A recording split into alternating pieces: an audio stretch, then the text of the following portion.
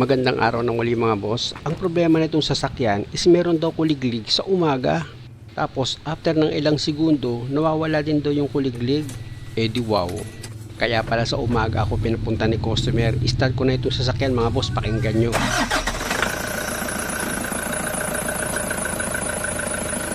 Narinig yung mga boss, meron nga siyang kuliglig, diba? Pero mawawala din daw yan katagalan. Kaya lang ang problema, kinabukasan, babalik daw ulit yung kuliglig. Kaya nainis na si customer, kailangan niya nang mawala. Kasi nga, nakakaperwisyo na ito sa tenga. Pag ganyan mga boss, una sa lahat, switch off muna itong makina. Alam niyo ba kung ano pinanggagalingan yan? Natural, yung drive belt niya. Pag ganyan nakatining ang tunog mga boss, wala na akong paraan dyan. Ang paraan na lang talaga dyan is palitan.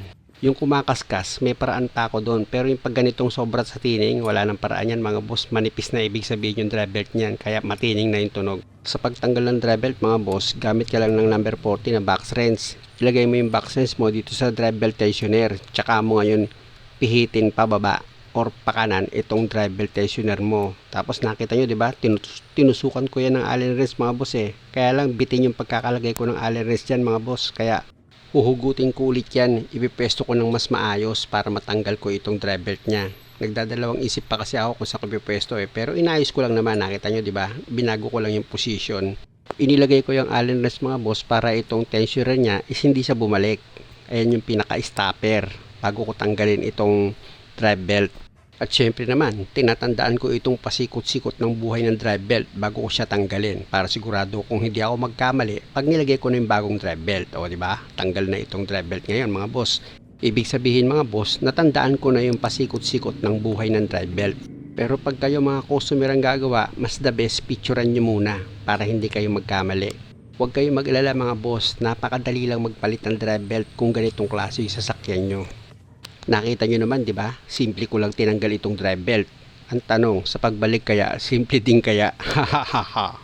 At dahil nga sa nakabili na si customer ng bagong drive belt, dito ako sa ibabaw mga boss. Dito ko ikakabit yung drive belt. Mahirap kasi pag sa ilalim ako manggagaling eh. Eh pag dito sa ibabaw, mas madali eh. Di ba? Iaano ko lang yan eh. Oh. Ipapaikot-ikot ko lang sa buhay nitong drive belt kung saan siya magsisimula at kung saan siya magtatapos. Sabi ko nga sa inyo, dapat tatandaan nyo kung saan nagpaikot-ikot itong drive belt nyo dito sa mga pulley nya.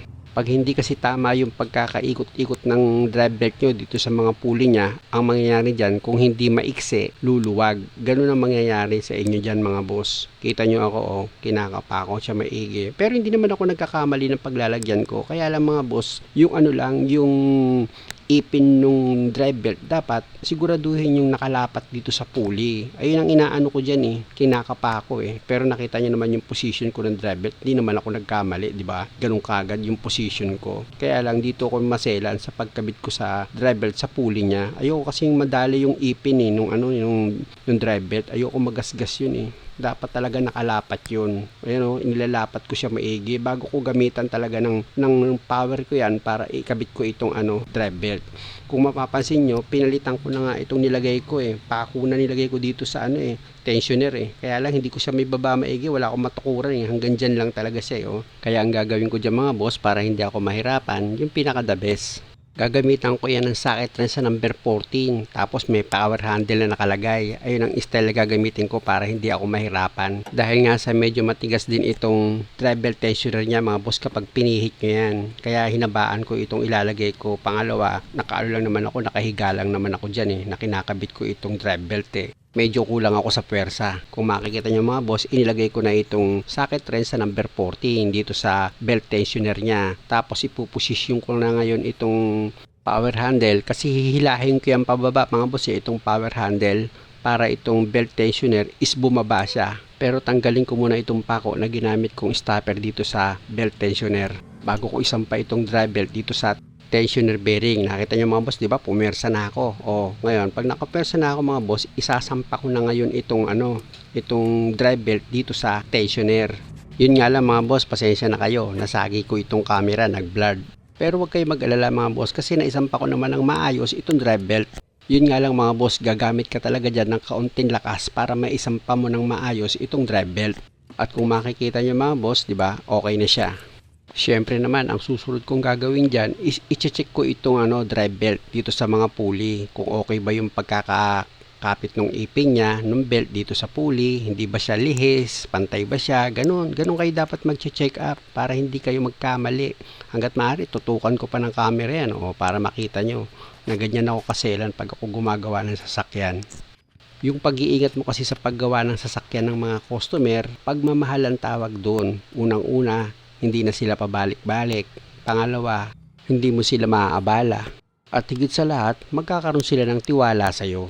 At sa mga customer naman, dagdagan nyo naman yung pasensya kung nagkukulang yung mekaniko. Lalo na yung nagkakamali, katulad ko. Halos karamihan ng mga ginagawa ko, di ba sabi ng basher, mali yan. Pag ganun mga boss, hindi ko na masyadong pinapatulan yon. Pero dati nung una kong pagbablog, palapatul ako Pero ngayon na-realize ko, mga may tama pala yun Kaya dapat hindi na sila pinapatulan. Inisip ko na lang, ako yung mali, tapos sila naman yung may tama. Balik na nga ako dito sa ginagawa ko mga boss. Baka mamaya magkaroon ng tama itong ginagawa ko Pati dito sa ibabaw mga boss, tandaan nyo, pag nagpalit kayo ng drive belt, check upin nyo rin kung nakasampa dito sa ibabaw. Kasi pag nasa ilalim ka, ang kita mo lang yung nasa ilalim Hindi katulad dito sa ibabaw, kita mo talaga lahat. At pag okay na yan mga boss, clear na. Ano pang ginagawa mo? Kunin mo na yung susi, tapos isuksok mo dito sa lagay ng susi mo, tsaka mo ngayon pihitin. Start, magic. Diba? Kumbinse. Wala na yung kuliglig dito sa makina mga boss. Pero mga boss, maninigurado pa rin ako syempre naman para hindi tayo mapahiya. Ayan yung lumang drive belt mga boss yung pinalitan ko. Ayan, di ba? Check ko muna yung ikot ng drive belt mga boss. Baka mamaya hindi siya nakasampa lahat May problema pala. Maganda na kasi yung lagi kang naninigurado pag gumagawa ka ng sasakyan mga boss. Para walang problema, switch off ko itong makina. Tapos, start ko ulit yan. Tsaka ako ngayon dinan itong gas pedal niya mga boss. Ayan para ma-revolution. Siyempre para matesting natin yung drive belt niya kung okay ba talaga. Pero sa nakita ko naman okay na okay itong drive belt niya. Magandang klase yan mga boss. Sabi nga ng auto supply na binilhan ko, lifetime warranty daw yan mga boss. Hanggang sa hindi siya umiingay, wala daw magiging problema. Sagot daw nila. Pero pag umingay na, ayun, hindi na daw nila sagot.